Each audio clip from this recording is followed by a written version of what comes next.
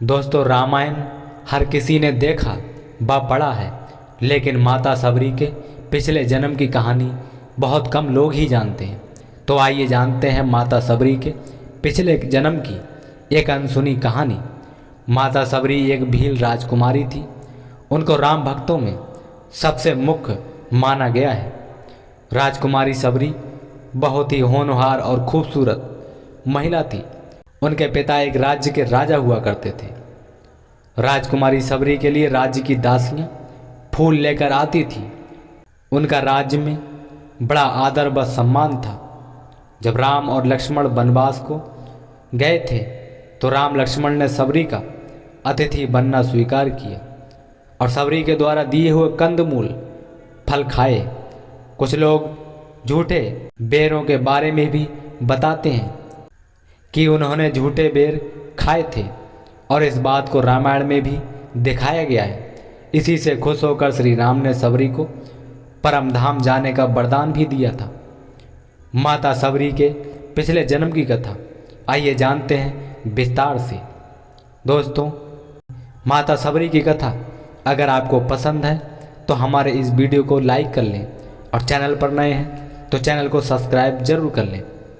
सबरी पिछले जन्म में एक रानी थी जिसका नाम परमहिसी रानी था। एक बार कुंभ के मेले में परमहिसी रानी और राजा दोनों साथ गए थे। राजा का वहाँ पर एक महल भी था। रानी परमहिसी रानी ने एक दिन अपनी खिड़की से बहुत सारे ऋषियों को एक जगह बैठे हुए देखा था। वह ऋषि वहाँ पर कुछ कार्य कर रहे थे। वे सभी ऋषि हवन कर रहे थे और मंत्रों का उच्चारण कर रहे थे। रानी परमहिसी के मन में एक विचार आया कि मैं भी उन ऋषियों के बीच में बैठ जाऊं और मैं भी हवन करूं। रानी ने राजा से कहा कि मुझे भी आज्ञा दें हवन कुंड में ऋषियों के पास जाने के लिए। लेकिन राजा ने कहा, नहीं, आप रानी हैं और इस तरह आपको हवन में ऋषियों के पास बैठना शोभा नहीं देता। आप उन ऋषियों के बीच में नहीं जा सकती। परमहिसी रानी अपने कमरे में जाकर रोने लगी और जब रात हुई तो रात को परमहिसी रानी अपने कमरे से निकलकर त्रिवेणी नदी पर पहुंच गई।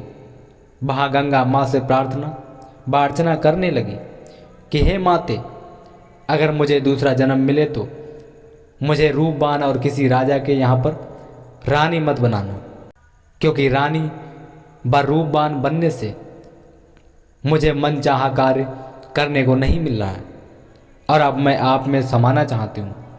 इतना कहकर परमहिसी रानी ने अपना शरीर गंगा माँ को त्याग दिया और वहीं पर गंगा में जल समाधि ले ली और मृत्यु को प्राप्त करके परम धाम चली जाती है। इसी कारण त्रेता युग में जब उनका जन्म हुआ तो सबरी बहुत ज़्यादा सुंदर नहीं थी और ना ही कोई राजघराने की महिला थी। बात उस समय की है, त्रेता युग में जब भगवान श्री राम का जन्म भी नहीं हुआ था। उस समय एक भील जाति हुआ करती थी। भील जाति एक कबीले जिसके राजा अज थे। राजा अज के घर में एक कन्या का जन्म हुआ जिसका नाम श्रमणा था। यहाँ पर ध्यान देने की बात यह है कि श्रमणा सबरी का ही दूसरा नाम है और सबरी की माता इंदुमती थी। सबरी की जाति सवर थी जो कि भील जाति से संबंधित थी। सबरी बचपन में पक्षियों से तरह तरह की बातें किया करती थी। पक्षियों को देखकर उसके मन में कभी विचार आता कि मैं इन पक्षियों के साथ रह जाऊं, पक्षियों के साथ उड़ने लगूं, जिसको देखकर सभी लोग बहुत ही आश्चर्य मानते थे कि ये किस तरह से बात करती है, बहकी बहकी।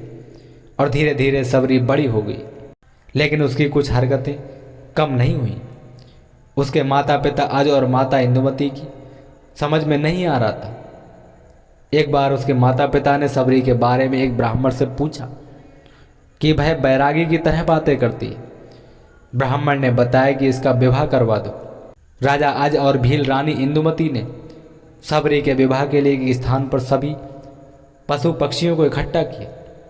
फिर जब इंदुमती सबरी के बालों को सहला रही थी तो सबरी ने पूछा कि माँ, आज हमारे यहाँ पर इतने ज़्यादा पशु पक्षी एक बाड़े में क्यों इकट्ठे हैं? तब इंदुमती ने बताया कि ये सभी पशु पक्षियों को तुम्हारे विवाह की दावत दी गई है। उसने कहा कि ऐसा क्यों? तब उसकी माँ ने कहा कि जिस दिन तुम्हारा विवाह होगा उस दिन इन पशु पक्षियों का बहुत बहुत बड़ा भोजन तैयार किया जाएगा। सबरी यानी कि श्रमणा को यह बात बिल्कुल भी पसंद नहीं आई और उसने कहा कि मैं अपने विवाह के लिए इतने पशु पक्षियों और जीव जंतुओं की बलि नहीं देने दूंगी। अगर मेरे विवाह के लिए इतनी जीव जंतुओं की बलि दी जाएगी तो मैं विवाह ही नहीं करूंगी। एक दिन श्रमणा ने रात में सभी पशु पक्षियों को आज़ाद कर दिया, यानी कि सबरी जहाँ पे सभी पशु पक्षी बंधे थे उसके दरवाजे को खोल रही थी। उस समय उसको किसी ने देख लिया। इस बात से सबरी बहुत ज़्यादा डर गई और सबरी वहाँ से भाग गई। सबरी भागते भागते ऋषिमुख पर्वत पर पहुँच गई, जहाँ पर 10,000 साधु संत व ऋषि रहते थे। इसके बावजूद भी सबरी कुछ दिनों तक छुपते छुपाते रहने लगी, जब तक कि वह पकड़ी नहीं गई।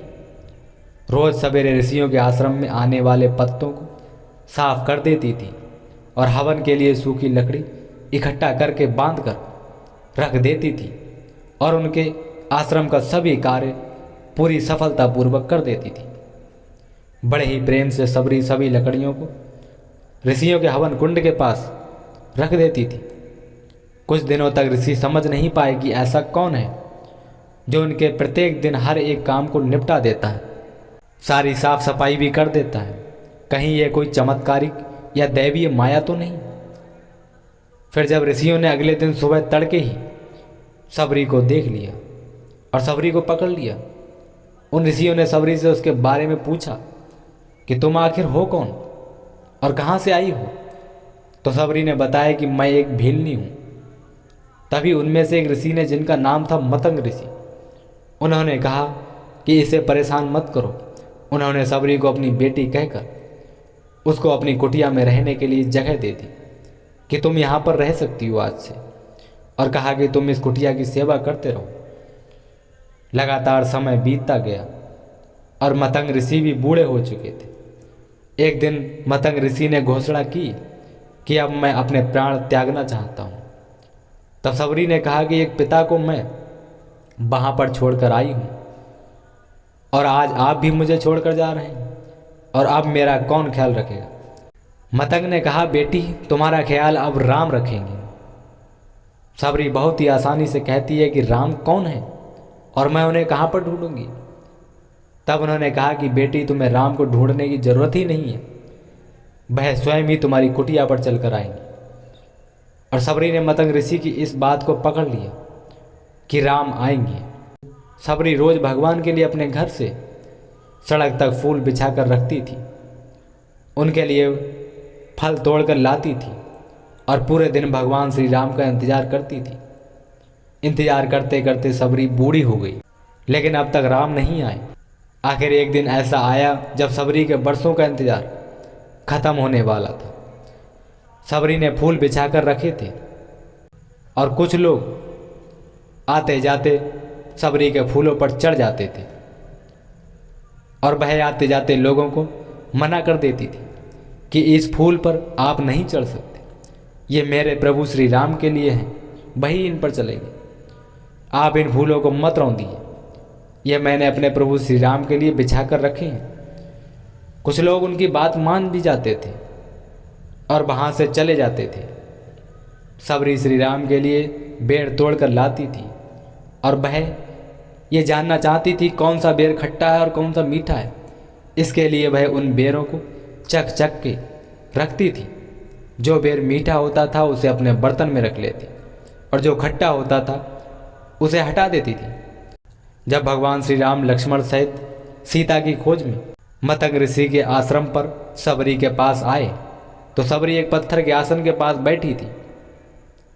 सबरी ने पहली नज़र में भगवान को पहचान ली और सबरी ने भगवान का खूब आदर सत्कार किया, खूब सम्मान सत्कार किया और उनको अपने जूठे बेर खाने को दिए। और भगवान ने भी उनके मन व आत्मा की वृत्ति को पहचान लिया कि ये सच्चे मन से एक भक्त का भगवान के लिए प्रेम है, इसीलिए उन्होंने बेजूठे बेर खा लिए। इस प्रकार सबरी के वर्षों का इंतजार खत्म हुआ था और उसको भगवान श्री राम मिल गए थे। तो दोस्तों, सबरी के पिछले जन्म की कहानी आपको कैसी लगी हमें कमेंट बॉक्स में ज़रूर बताएं।